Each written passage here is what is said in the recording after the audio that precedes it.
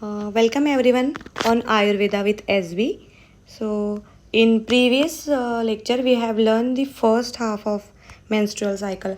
मतलब हमने 14 डे तक बिफोर ओव्यूलेशन का जो कुछ चेंजेस होंगे बॉडी में वो हमने देखे.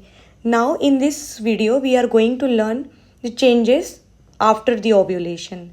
मतलब ये जो ओव्यूलेशन होगा वो यहाँ से स्टार्ट होगा. 14 डे से ओव्यूलेशन स्टार्ट होगा. तो क्या होगा, जैसे ये जो कार्पस ल्यूटियम है, ठीक है, कार्पस ल्यूटियम है. Corpus luteum is there due to the rupture of what, Graafian follicles.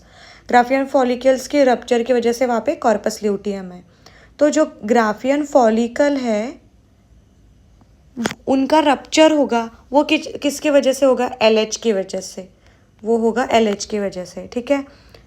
तो LH जो होता है वो रिस्पॉन्स, मतलब डायरेक्टली LH का और कार्पस ल्यूटियम का डायरेक्ट रिलेशन आ गया. कार्पस ल्यूटियम बनेगा due to rupture of Graafian follicle, ठीक है. और जो ग्राफियन फॉलिकल होते हैं उनका रप्चर किसकी वजह से होता है, LH की वजह से. मतलब if there is no LH there will be no corpus luteum, ठीक है. ये मेन बात. सो सबसे पहले जैसे कार्पस जो ल्यूटियम होता है वो क्या प्रोड्यूस करेगा, मेनली वो प्रोड्यूस करेगा प्रोजेस्टेरॉन को, ठीक है. और साथ ही साथ वो प्रोड्यूस करेगा एस्ट्रोजन और इनिबिन को, लेकिन ये कम क्वांटिटी में होंगे. मेनली वो प्रोजेस्टेरॉन को प्रोड्यूस करेगा, ठीक है.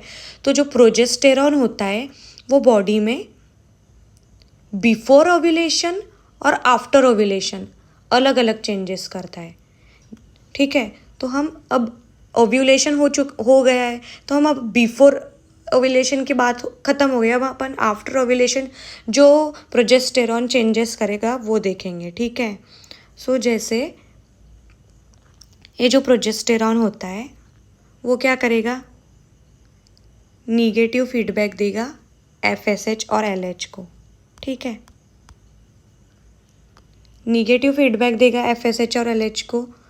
तो फिर क्या होगा, LH की लेवल होगी डिक्रीज, LH की लेवल डिक्रीज होगी. अगर LH की लेवल डिक्रीज होगी तो कॉर्पस ल्यूटियम डिजेनरेट होगा. हमने सबसे पहले वही देखा था, if no LH no corpus luteum, ठीक है. मतलब कॉर्पस ल्यूटियम और LH और कॉर्पस ल्यूटियम का सेम रिलेशन है, मतलब डायरेक्ट रिलेशन है. इसलिए अगर LH की लेवल डिक्रीज हो गई तो कार्पस ल्यूटियम डिजेनरेट होगा और प्रोजेस्टेरॉन की लेवल डिक्रीज हो जाएगी. उसकी वजह से क्या होगा, यूट्राइन एंडोमेट्रियम में होगी shedding of uterine endometrium. Females में जो ये यूट्राइन कॉन्ट्रैक्शंस होते हैं वो PGF2 के कारण होते हैं, प्रोस्टाग्लैंडिन के कारण होते हैं, ठीक है. यूजुअली जो रेगुलर पीरियड्स होते हैं फीमेल्स में उसमें पेन होगा तो उसको डिस्मेनोरिया ये टर्म दी जाती है, ठीक है. तो प्रोजेस्टेरॉन के कारण ये सब चेंजेस बॉडी में होंगे. नाउ मोस्ट इम्पॉर्टेंट थिंग जो MCQs में पूछी जाती है कि जब मैक्सिमम सीक्रेशन कब होगा प्रोजेस्टेरॉन का, तो वो 8th डे, मतलब 14 के बाद जो 8वां दिन आएगा वहाँ पे मैक्सिमम प्रोजेस्टेरॉन का सीक्रेशन होगा. सो हमने क्या देखा था फर्स्ट हाफ में, जो फॉलिकुलर फेज में क्या होगा, एस्ट्रोजन प्रोड्यूस होगा. एस्ट्रोजन विल प्रोड्यूस और वो प्रोलिफरेटिव चेंजेस करेगा बॉडी में. तो यहाँ पे जो एस्ट्रोजन की लेवल होती है दैट इज़ 200 पिकोग्राम पर ml, ठीक है, जो हमने फर्स्ट वीडियो में देखा था, ठीक है. तो यहाँ से ये जो पिंक, यहाँ पे एस्ट्रोजन की जो लेवल रहेगी वो 200 पिकोग्राम पर ml रहेगी, ठीक है. नाउ फर्स्ट फेज तो हो गई.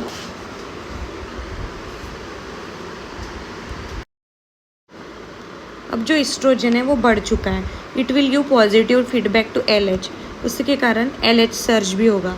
मतलब बिफोर ओव्यूलेशन इस्ट्रोजन की पीक तो बढ़ेगी, LH सर्ज भी होगा और FSH सर्ज भी होगा। तो यहाँ देखो, हियर FSH सर्ज भी यहाँ हो रहा है, ठीक है।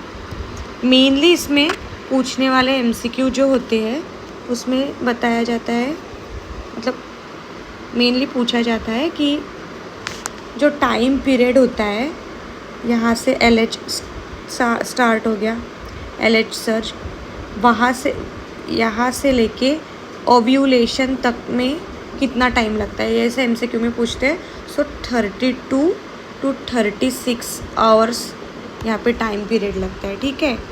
और उसके बाद LH पीक से लेके ओव्यूलेशन तक का जो टाइम होता है दैट इज़ 10 to 12 आवर्स। सो ये दो MCQ पूछते मेनली, ये वाला और ये वाला, ठीक है। Again one MCQ, before ovulation, मतलब ओव्यूलेशन के पहले जो ग्राफियन फॉलिकल होता है उसकी साइज़ कितनी होती है, ऐसा MCQ पूछा जाता है। तो उसकी साइज़ होती है 18 to 20 mm, ठीक है। ये एक इम्पॉर्टेंट MCQ है। और एक मेन बात, हमने इनहिबिन A के बारे में डिस्कस किया था प्रीवियसली,